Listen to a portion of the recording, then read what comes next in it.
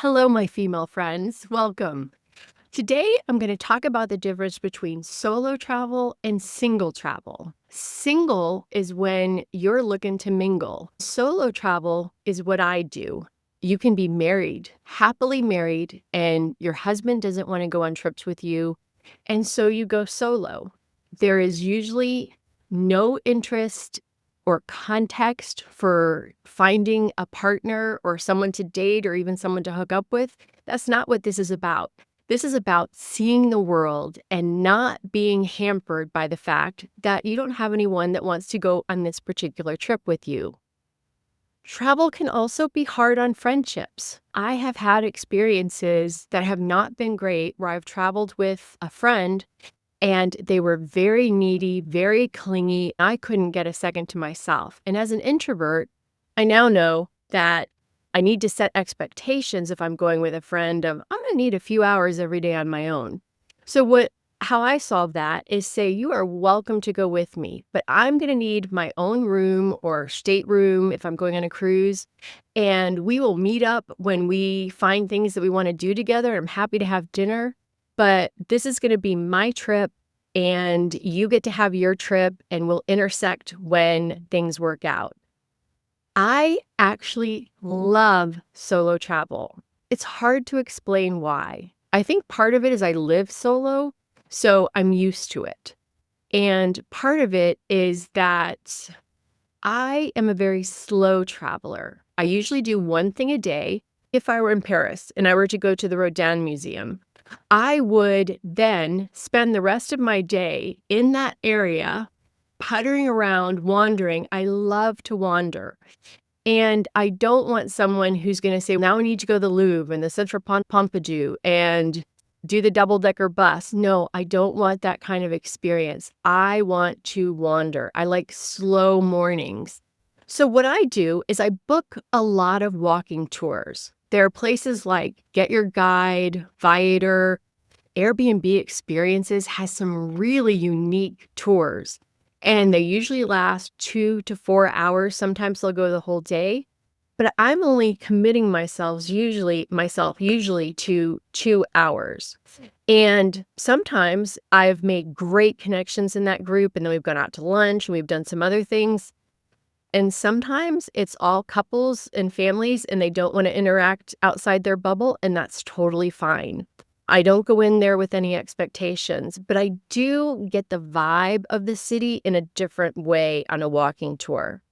If you're in a big place, I do recommend doing one of the hop on, hop off bus tours where you can stop, and a lot of times museums are included, and that really helps you get your bearings.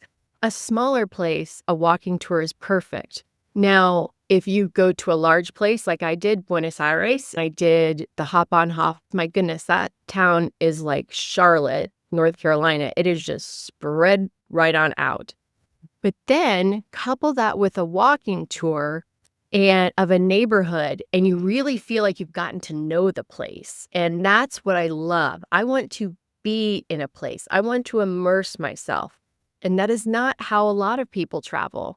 A lot of people like a group that everything is done for them, and there are some fabulous tour operators that handle only female trips, and they have now started including some downtime. So that's something you could research. A group would drive me crazy. To me, it's like somebody handing me a pile of books and saying, now you read this one till chapter 3, and now you read this one until chapter 8. I do a lot of research before a trip. I used to love Lonely Planet and Let's Go, those big guidebooks. And then I would wait until I got to a place and decide what I was in the mood for. I would get to be there and know it and then say, okay, tomorrow I want to do a walking tour of this area, or maybe an art class. That is such a fun way to get to know somebody who's local, or maybe they're an expat. Airbnb Experiences has a lot of art tours, maybe a walking sketch tour of an urban area, maybe a pottery class in their studio or a glass blowing class. And that is such a fun thing because people rarely do things like that. They hit the highlights. And I think the highlights are the highlights for a reason.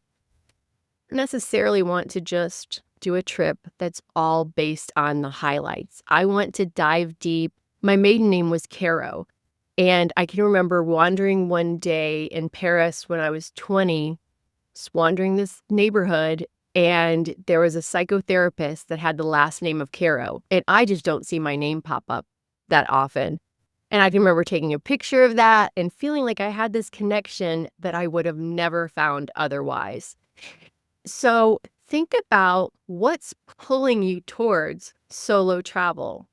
And if you haven't done it before, I want you after this video to sit down for maybe 15 minutes and think about if you don't have a destination picked out, that's your first thing to do. On my website, I have this really fun AI tool where you put in your the type of travel that you want to do. Are you focused on museums or do you want to do hiking?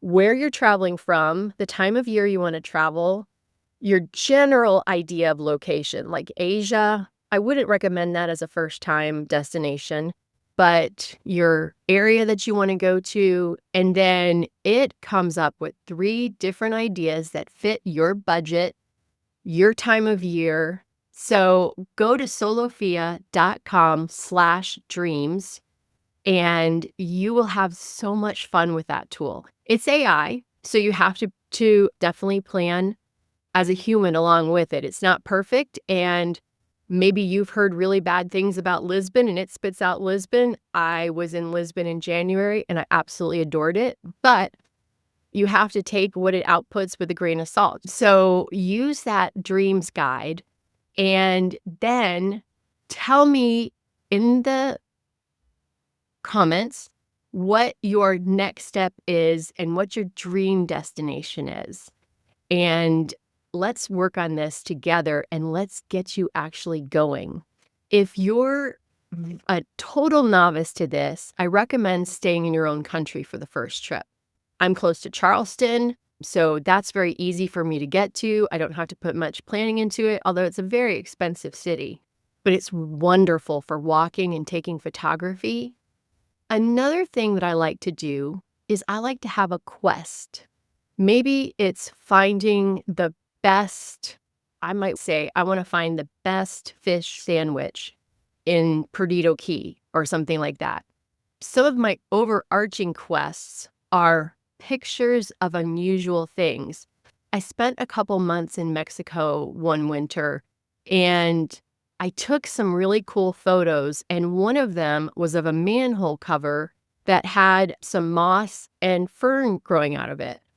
Like, when you think about photography and different things and looking at things differently, it opens your eyes.